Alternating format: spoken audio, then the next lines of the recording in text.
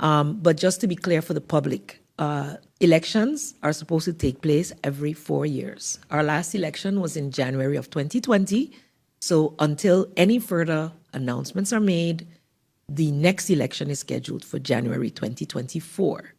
Yes, we have been discussing about no decisions. Discussions were ongoing based on how it went during that last election, which we all know was a snap election, and it happening, all the campaigning, etc., over the Christmas holidays.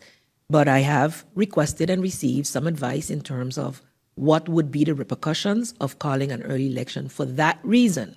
And it would be the same as, basically it boils down to any other quote-unquote snap election. So we will have to continue to have the discussions to see what it is the decision will be. Until that time, the elections are scheduled for January 2024. So you're a year out.